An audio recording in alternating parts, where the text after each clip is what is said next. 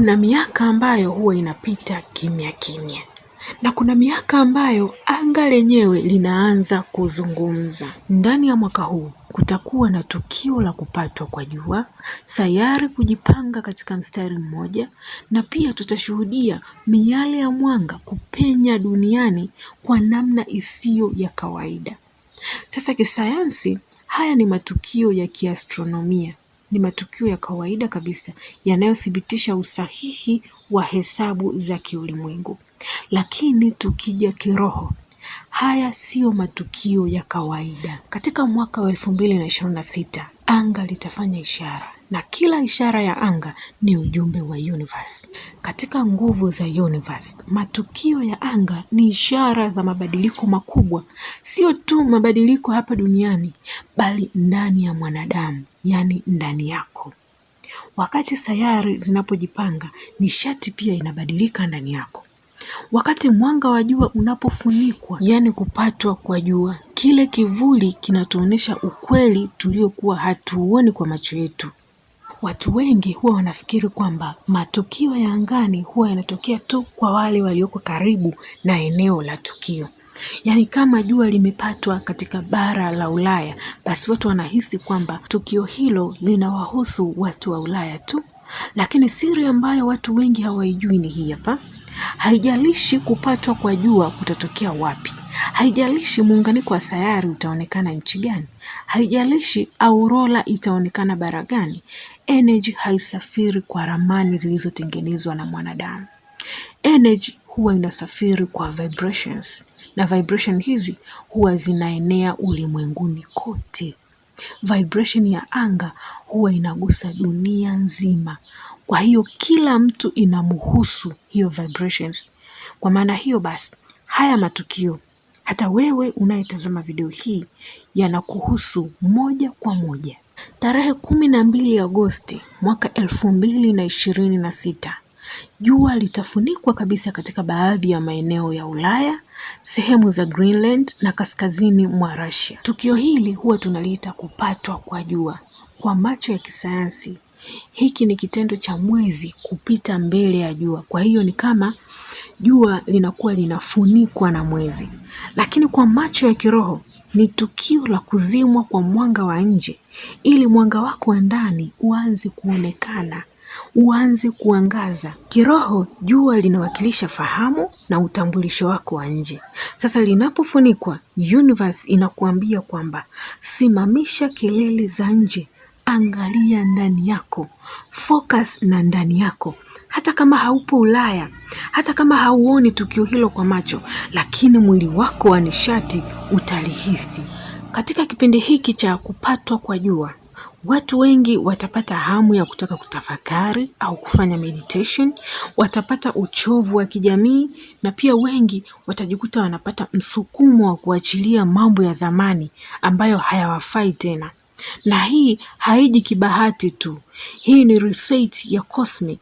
Ni ulimwengu unajitengeneza upya, unajireset. Na wakati huo unatakiwa kuzingatia mambo yafuatayo ili nguvu za ulimwengu ziweze kufanya kazi ndani yako. Kitu cha kwanza kabisa, usipinge mabadiliko. Mabadiliko yote yale unayoyaona katika maisha yako, usipingane nayo. Na kitu cha pili, punguza kelele za kulalamika.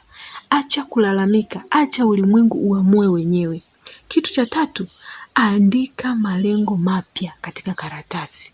Ni kitu gani una wish kitokee katika maisha yako? Hata kama ni malengo ya miaka 10 ijayo, just write it. Kitu kingine, funga sura za zamani kwa kukusudia.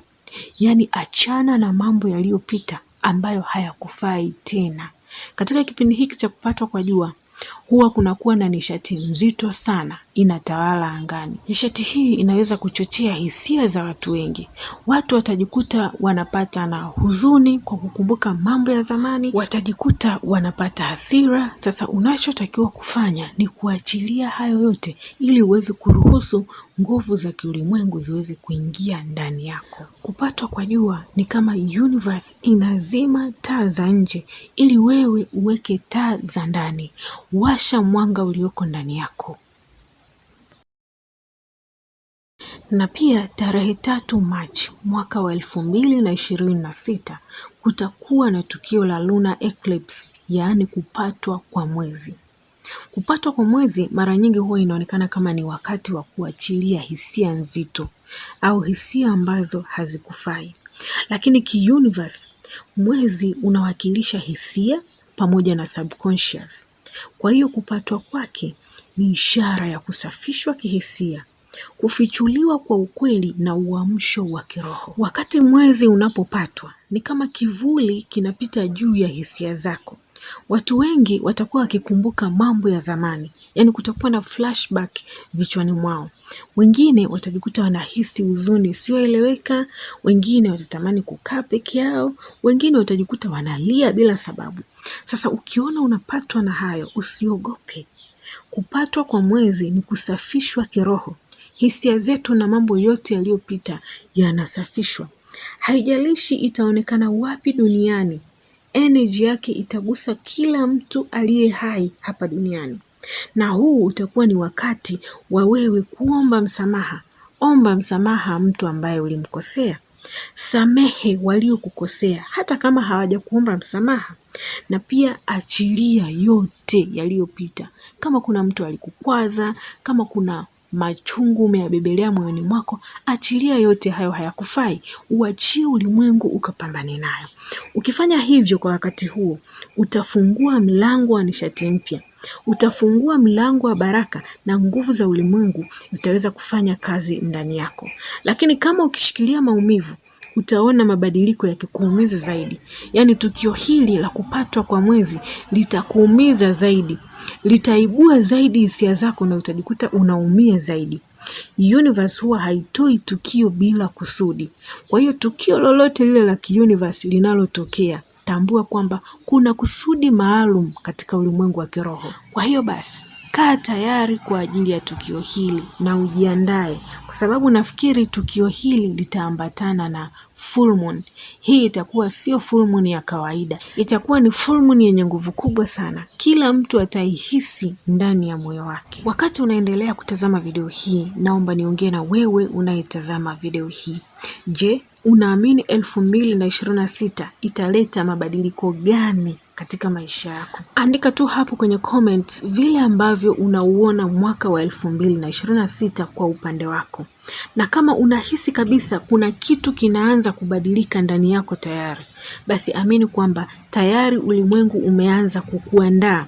Nafsi yako tayari imeanza kujiandaa. Kwa hiyo unaweza kuandika, nimejiandaa. Nataka tu nione ni nafsi gani zimeanza kuhisi wito huu wa ki-universe. Kwa jinsi ambavyo unaandika, na wengine wataona jinsi ambavyo kwamba hawapo peke yao katika safari hii ya kiroho.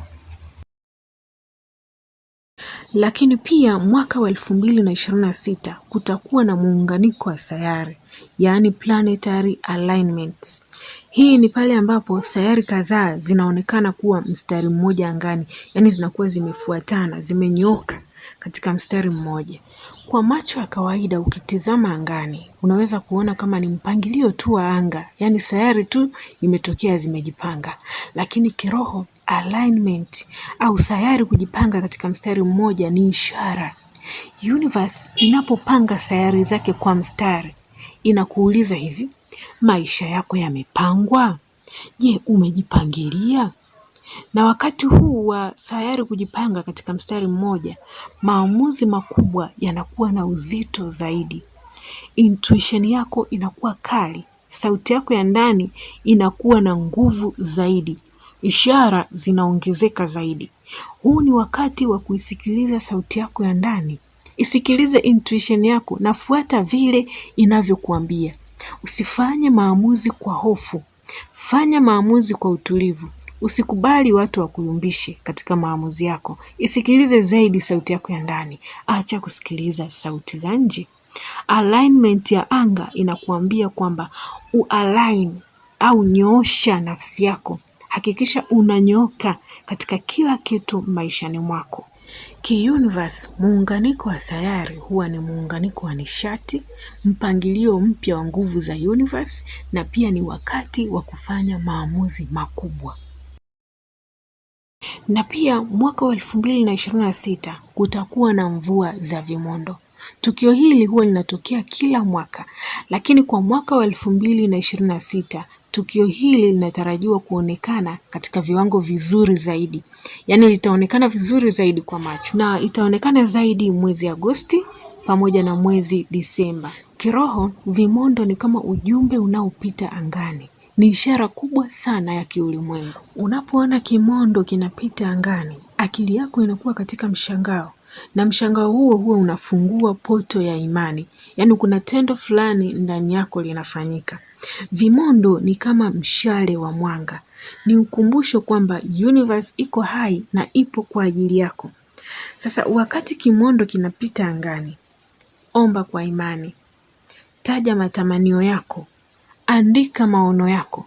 Fikiria maisha yako unayoyataka. Visualize kichwani kwako. Unataka uwe mtu gani? Unataka maisha yako yaonekane vipi miaka 10 ijayo au miaka 5 ijayo? Kwa sababu energy ya wakati huo huwa inaongeza nguvu ya nia. Kwa hiyo nia yoyote unayotamka wakati kimondo kinapita huwa inakuwa na nguvu sana, na ina uwezekano mkubwa sana wa kuja kutokea katika maisha yako. Kwa hiyo kaa tayari sana kwa ajili ya matukio haya na ujiandae. Jiandae kimwili pamoja na kiroho. Kaa tayari kwa ajili ya kupokea ishara na positive energy kutoka kwa ulimwengu. Na pia mwaka wa 2026 tutaona mabadiliko ya nishati ya jua zaidi. 2026 bado ipo karibu na kilele cha mzunguko wa jua. Hii ina maana kwamba kutakuwa na mabadiliko ya sumaku duniani. Aurora itaonekana zaidi sehemu mbalimbali. Unaweza kujiuliza aurora ni nini? Hii aurora huwa ni mwanga wa asili unaoonekana angani karibu na ncha za dunia, yaani North Pole na South Pole. Mwanga huu huwa unacheza kama pazia la rangi. Yaani utaona kama kuna kijani, zambarau, pinki au nyekundu. Hii yote huwa inasababishwa na nishati ya jua. Jua ni chanzo cha uhai hapa duniani. Sasa linapokuwa active zaidi, binadamu anahisi wasiwasi usioeleweka. Yaani mwanga wa jua ukizidi sana, watu wanapatwa na wasiwasi. Watu wanapatwa na msukumo wa mabadiliko. Watu wanapata hamu ya kuanza upya. Sasa ukipatwa na hizi hali, usipanic. Hii ni nishati inayosukuma mageuzi au mabadiliko. Kwa wakati huo tunapo experience hii nishati ya jua, unatakiwa kufanya mazoezi ya kupumua, yani meditations.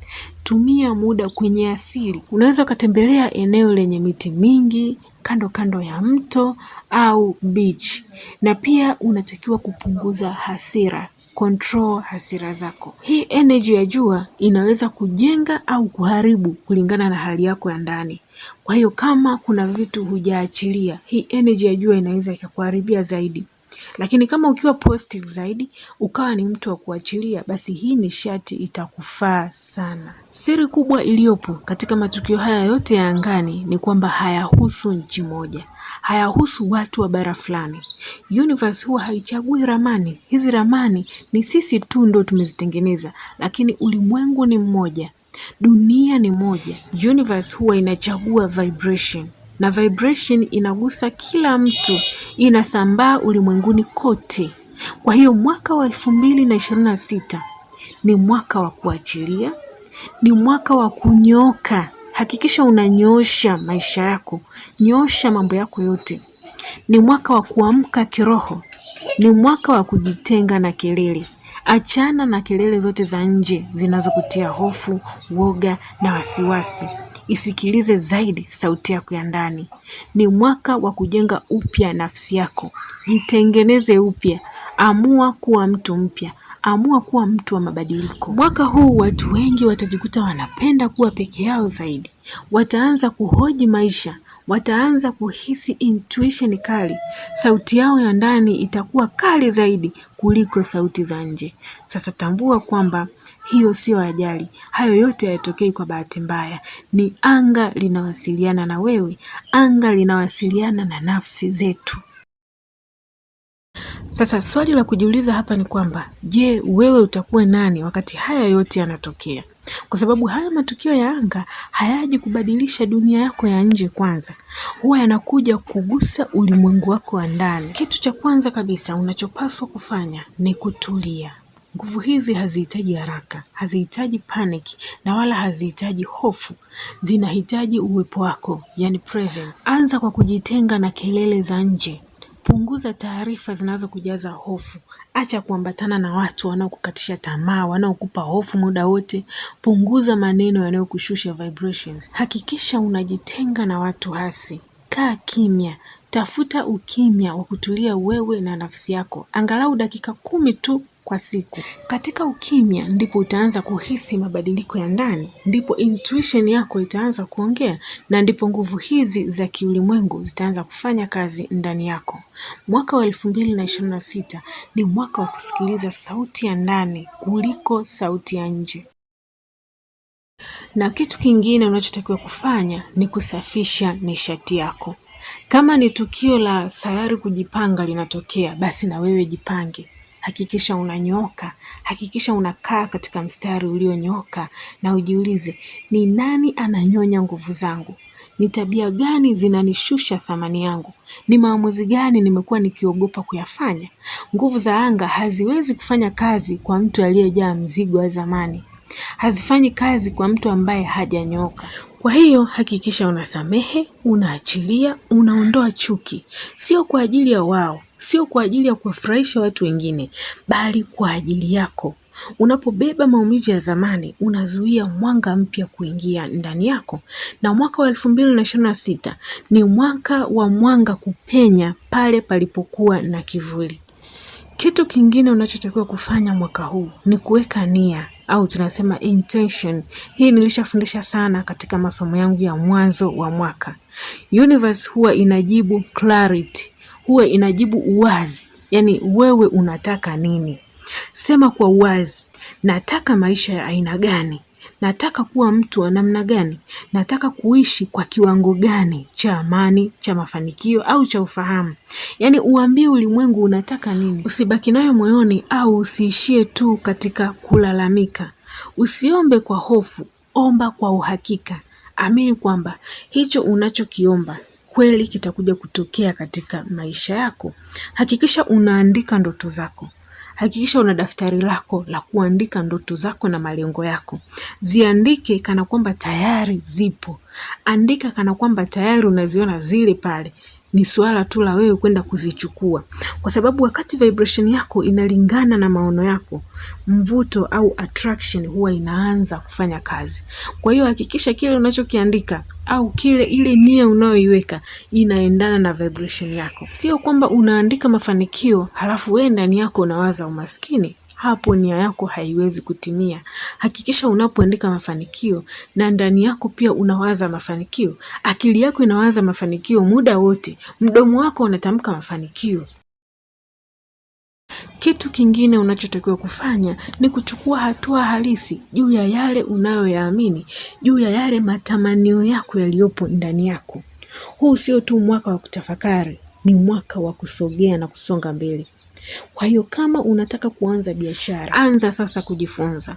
Kama unataka kubadilisha kazi unayoifanya, anza kujiandaa sasa hivi.